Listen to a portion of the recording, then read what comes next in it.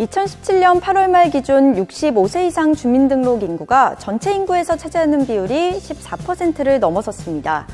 이미 유엔 기준의 고령 사회에 도달한 셈인데요. 인구 비율의 문제는 여기서 그치지 않습니다. 1971년 102만여 명에 달하던 출생아 수가 불과 40여 년 만에 3분의 1 수준으로 축소될 만큼 우리나라는 저출산 문제까지 떠안고 있습니다. 저출산 고령화 사회에 도달하면서 국가적으로는 산업과 경제, 정책 등이 변화하기 시작했고요. 개인적으로는 생활 패턴, 그리고 소비 패턴도 달라지기 시작했습니다. 저출산과 고령 사회에 도달한 현대 사회, 어떤 직업이 주목받고 있을까요? 통계청이 발표한 2015년에서 2065년 장래 인구 추계를 살펴보면 생산 가능 인구는 2016년 3,763만 명으로 정점을 찍은 뒤 매년 감소해 2065년에 2,062만 명으로 감소한다고 합니다. 반면 65세 이상 인구는 540만여 명에서 667만여 명으로 늘어 생산 가능 인구보다 부양 인구가 더 많아진다고 하는데요. 대한민국은 지금 사회의 고령화가 급속도로 진행되고 있습니다. 뿐만 아닙니다. 1971년 4.54명에 달했던 부부의 평균 자녀 수는 2016년에는 1.17명으로 전 세계 최하위를 기록하고 있는데요. 심각한 저출산 문제를 안고 있는 나라가 바로 우리나라입니다. 생산 인구는 줄고 부양 인구는 늘어나는 저출산 고령화. 심각한 사회 문제로 떠오르고 있는 이때 주목할 수 있는 직업은 어떤 것이 있을까요?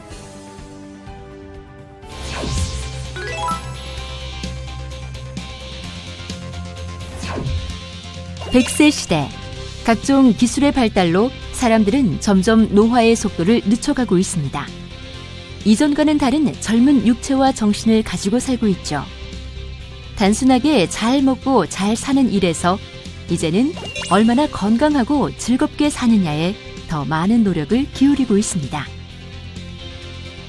즐겁고 행복하게 살며 아름다운 노년을 보내는 일, 특히 고령화 사회로 접어들며 경제 활동을 끝마친 노년들에게는 중요한 일이 됐습니다. 평생 자녀들을 돌보며 살아왔던 사람들, 정작 자신들의 노후는 생각하지 못하고 살아오고 있는데요. 노령화 사회에 접어든 이때 노후의 고민을 함께 해결하며 도와주는 직업이 있습니다.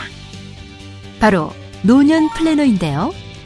노년 플래너는 노년기에 이른 노년들이 노후를 아름답고 건강하게 보낼 수 있도록 건강과 일, 경제관리, 정서관리, 죽음관리 등의 업무를 전문적으로 함께 상담하며 조력하는 일을 하는 사람들입니다.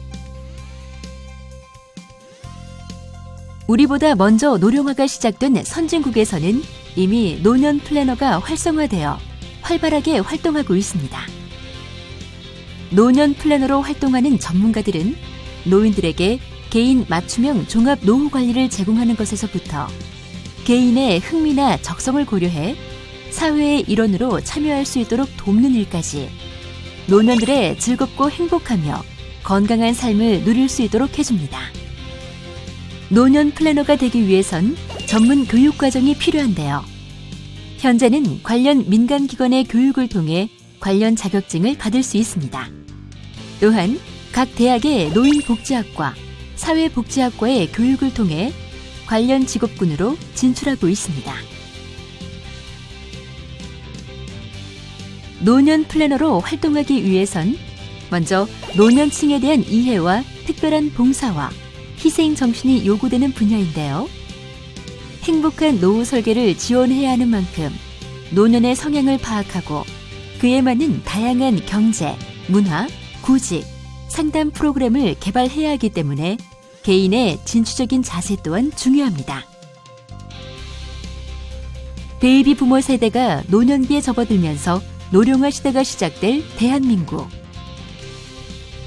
앞으로 더 다양한 노후 계획과 프로그램이 필요할 것으로 예상되는데요. 이에 따라 많은 분야에서 노년 플래너의 활동이 기대됩니다.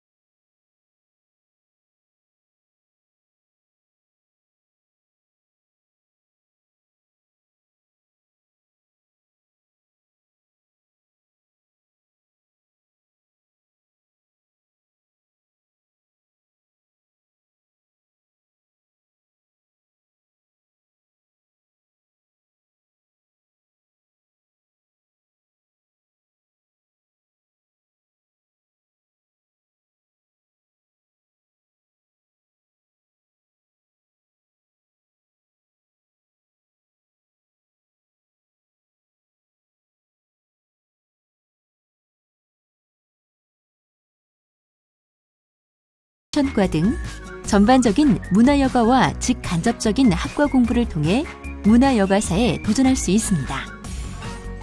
문화여가사가 특히 갖춰야 할 소양은 개인의 인생을 행복하게 해주기 위해 여가 시간을 설계하고 책임진다는 책임감과 끈기. 다른 사람의 문제를 잘 이해하고 적절한 방안을 제시해 줄 수 있는 능력.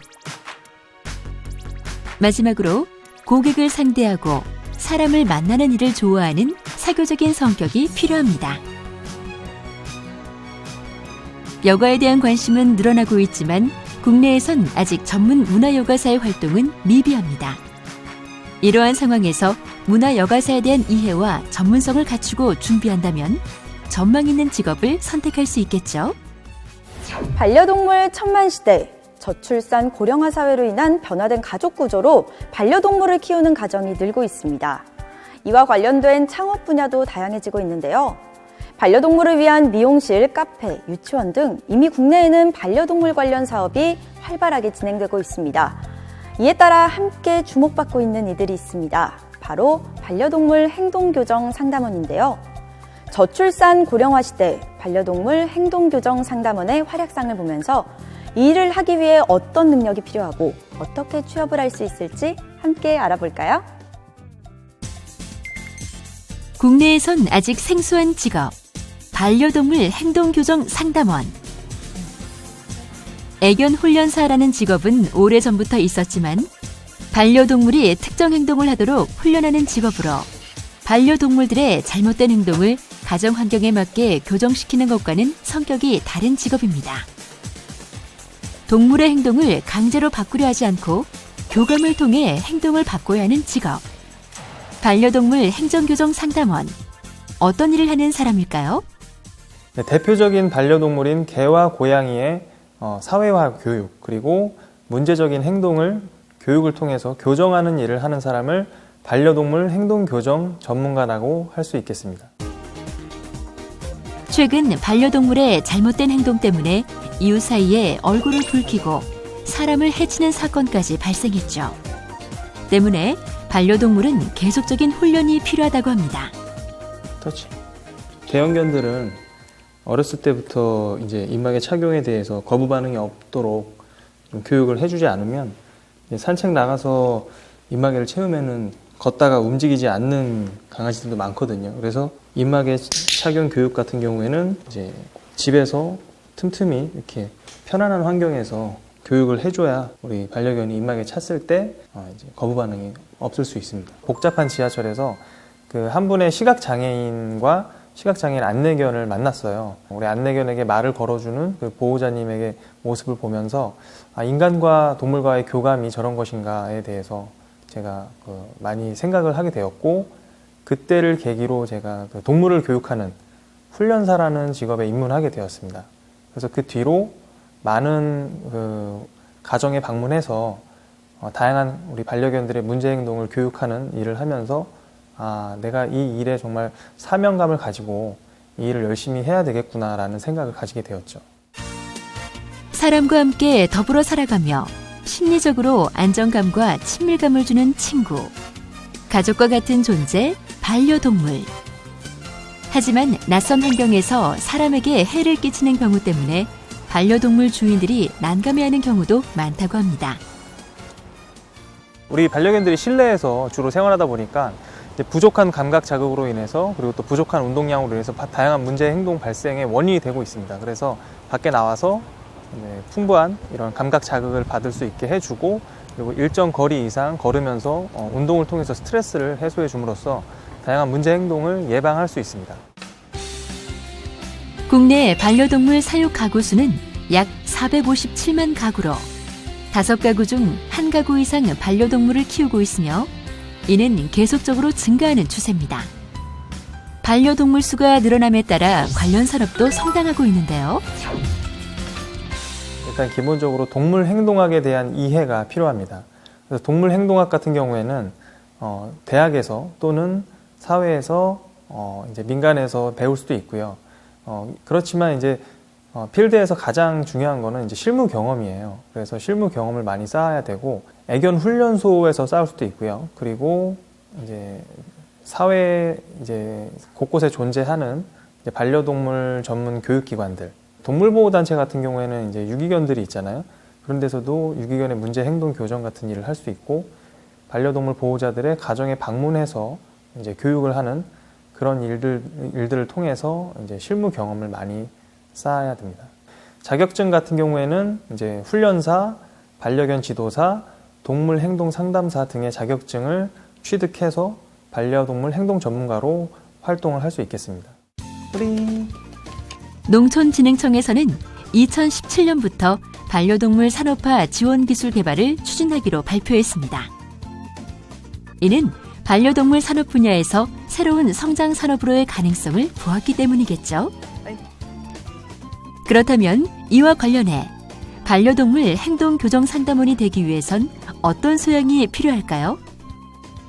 일단 기본적으로 동물에 대한 애정과 관심은 필수겠죠. 그리고 인내심과 일관성 있는 태도가 정말 중요하다고 저는 생각을 합니다. 왜냐하면 사람의 2, 3세 수준의 그런 지능을 가진 동물이기 때문에 우리가 교육을 할 때는 정말 인내심을 가지고 해야 돼요. 그리고 문제 행동을 교정할 때는 일관성 있는 태도로 반려동물에게 교육을 해야 됩니다. 그래서 인내심과 그리고 일관성, 이 두 가지 덕목이 가장 필요한 덕목이라고 할 수 있겠습니다. 반려동물로부터 위로를 받고 함께 생활하며 인생을 함께하는 시대. 반려동물 행동교정 상담원의 역할이 더 커질 것으로 예상됩니다. 반려동물과 그리고 우리 반려인을 이어주는 다리 역할을 해주는, 가교 역할을 해주는 도움이라고 생각을 하고 있기 때문에 저는 제가 반려동물의 문제 행동을 해결하는 해결사라고 생각을 하지 않습니다. 그리고 이런 일을 하면서 동물과 사람의 평화로운 공존을 그런 올바른 반려동물 문화를 만들어주는 그런 역할을 하는 사람이라는 측면에서 상당히 보람도 있고 그리고 직업적인 어떤 만족을 하면서 일을 하고 있습니다. 최근에 혼족이라고 할 만큼 1인 가구가 급속도로 늘어나고 있는 게 우리나라 인구 변화의 아주 큰 요인이라고도 할 수가 있는데요. 1인 가구를 위한 다양한 서비스들이 등장을 하면서 기존의 단순한 서비스가 직업으로 좀 확장될 것으로 보이고요. 최근에는 또 하나의 가족으로 반려동물을 키우시는 분들이 굉장히 많으시죠. 그래서 반려동물과 관련해서 행동을 교정하는 직업이나 먹거리를 만드는 직업들도 점차 각광을 받을 것으로 보입니다.